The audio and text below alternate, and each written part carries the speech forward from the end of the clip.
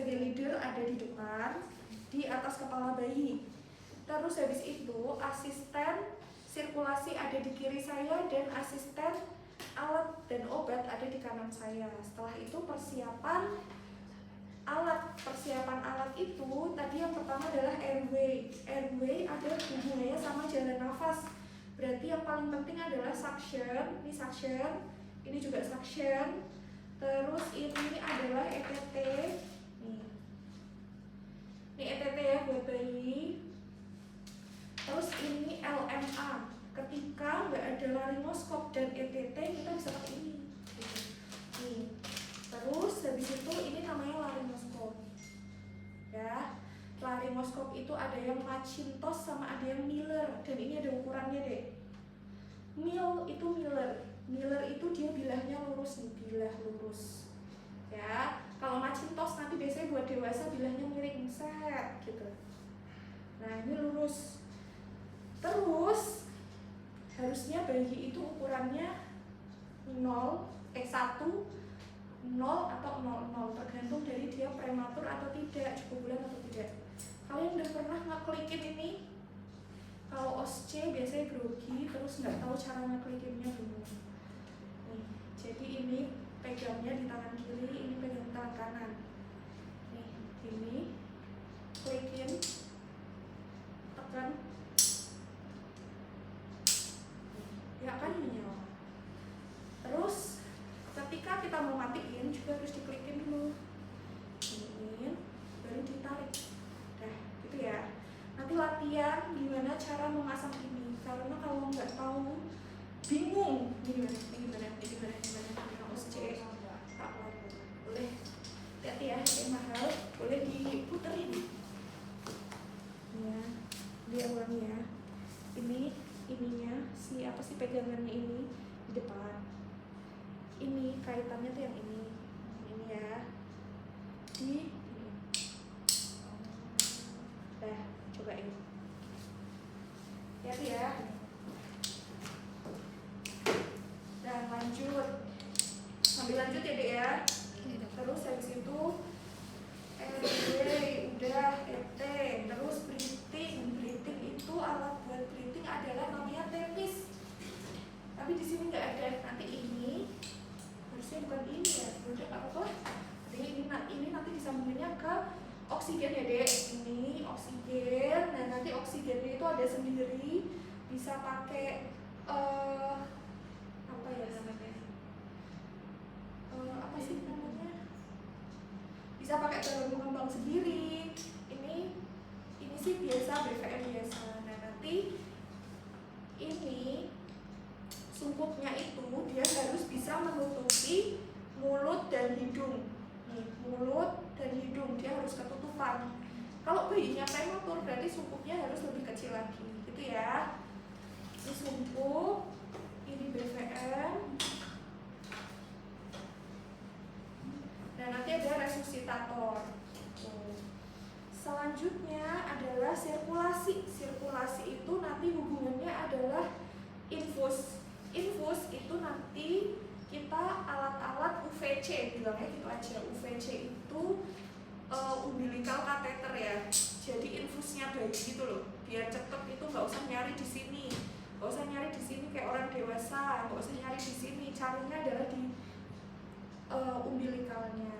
Nah, bilang aja nanti alat UVC. A, B, C, D.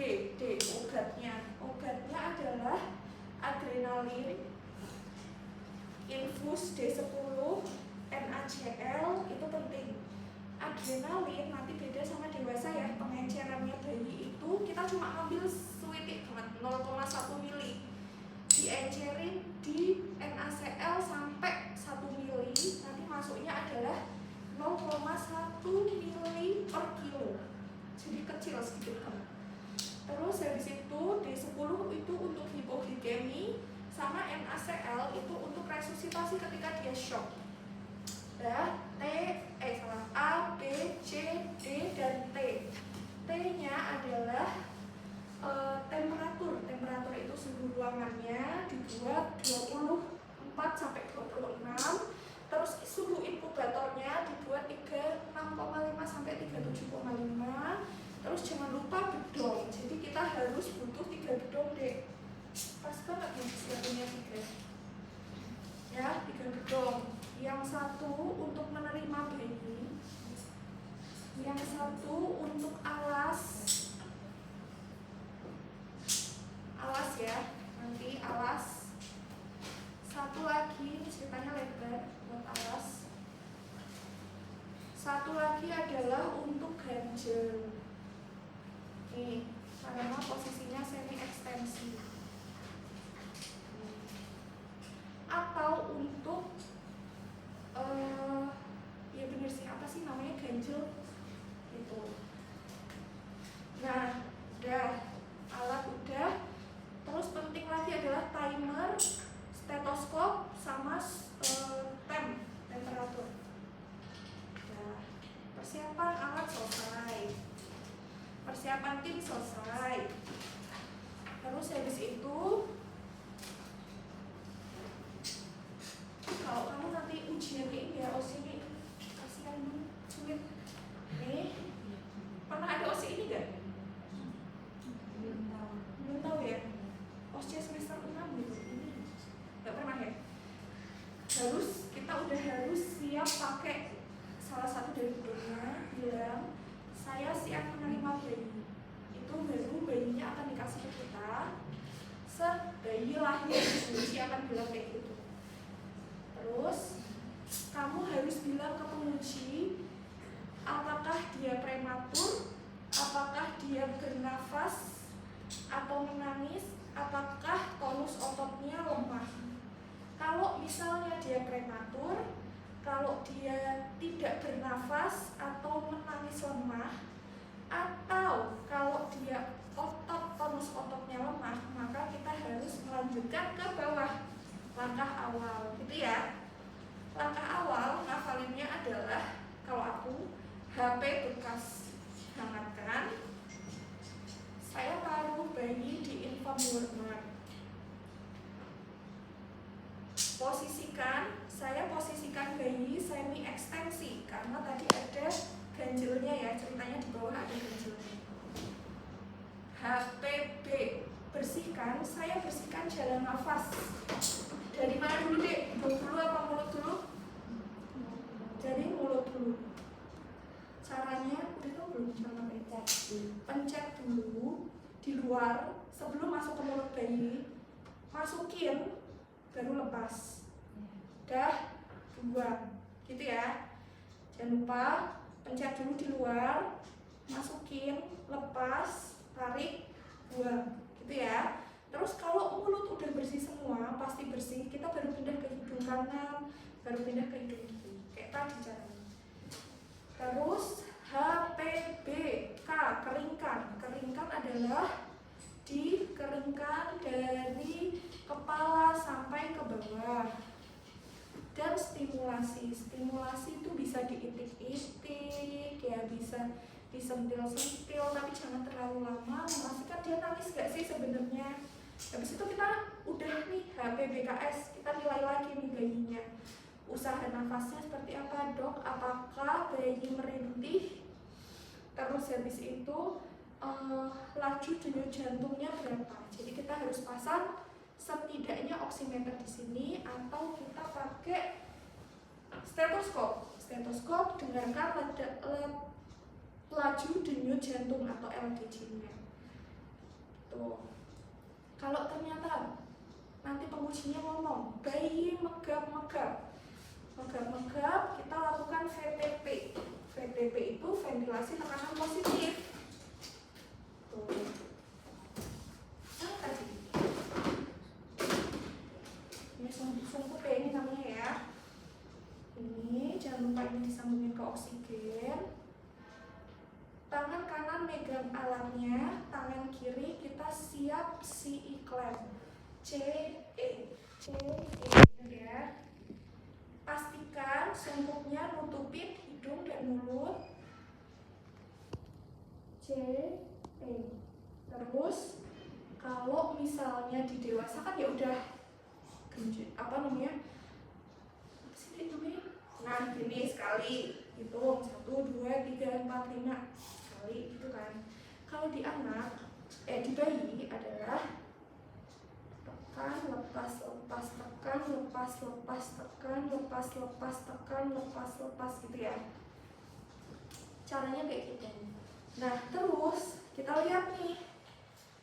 Kamu tanya ke penguji, apakah dinding dada mengembang atau tidak? Kalau misalnya dari situ ternyata dinding dadanya tidak mengembang, maka kita lakukan langkah namanya SRIBTA, S-R-I-B-T-A.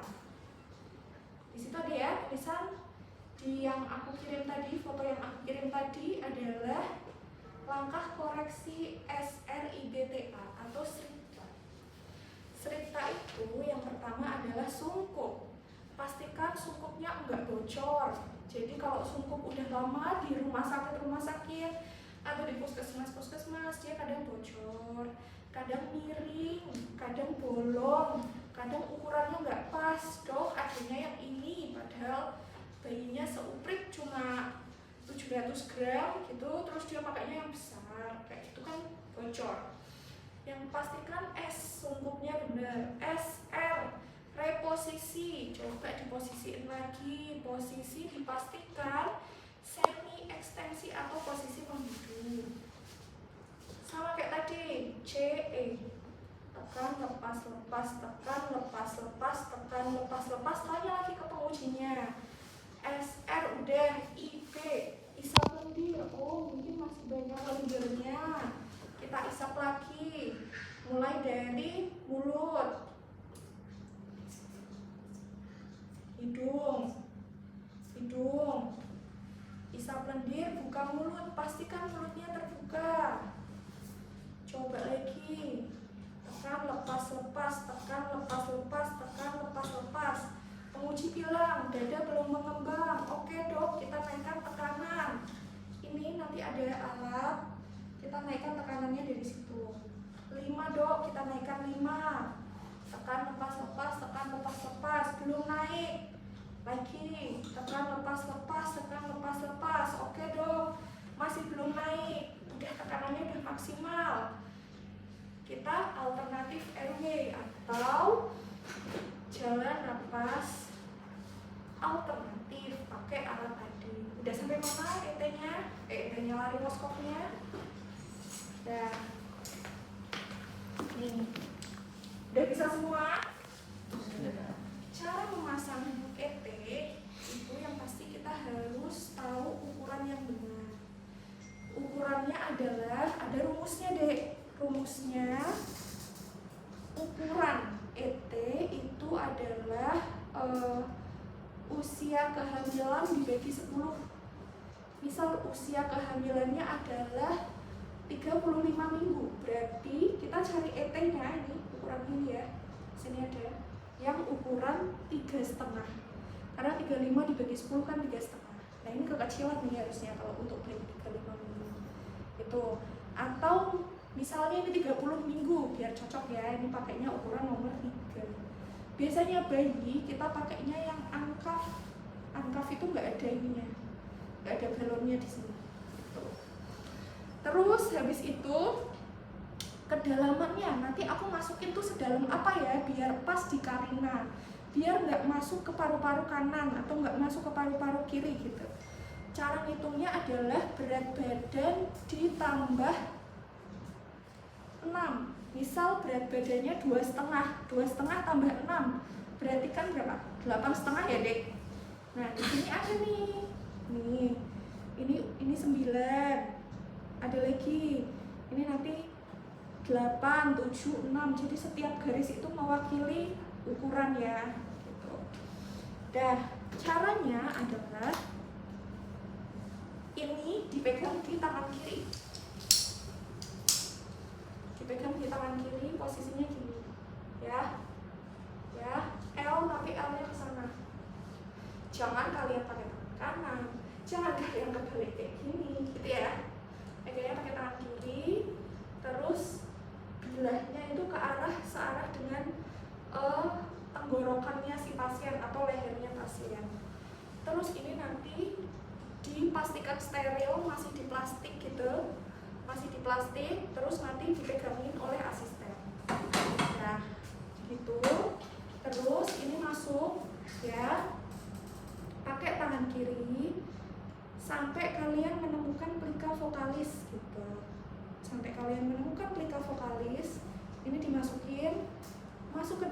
ketika vokalis tadi set masuk ya dek, tarik, ini harus dikeluarin, taruh, pastikan dia di angka yang kamu inginkan. Tadi kamu pengen 8,5, berarti ini adalah di 8,5, di pas bibir.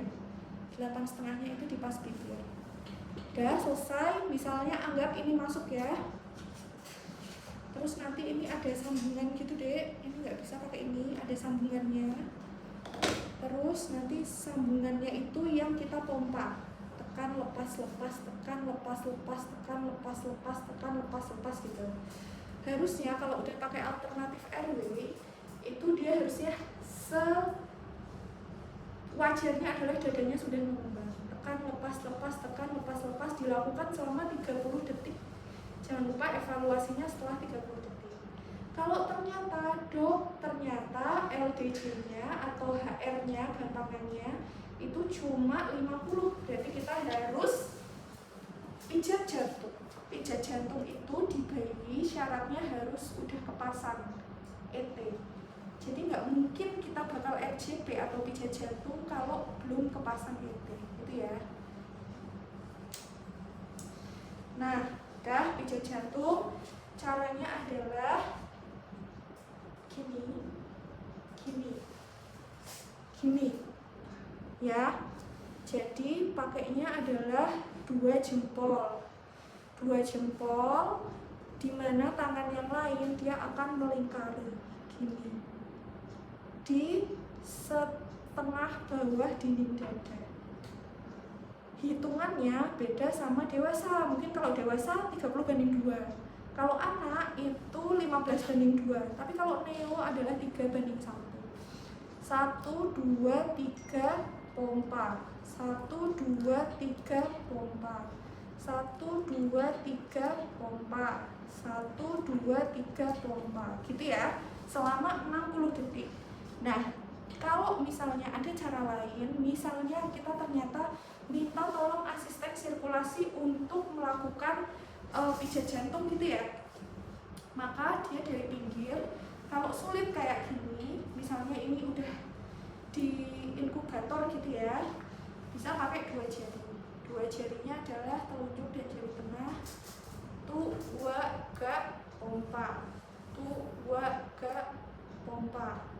Tuh, 2, gak, pompa. Gitu ya. Oke. Terus nanti kita bisa memasukkan epinefrin. Nah, epinefrinnya ini dimasukkan ketika apa? Ketika misalnya dia ternyata di RJP 1 siklus kok ternyata nggak balik gitu. Kita bisa pakai epinefrin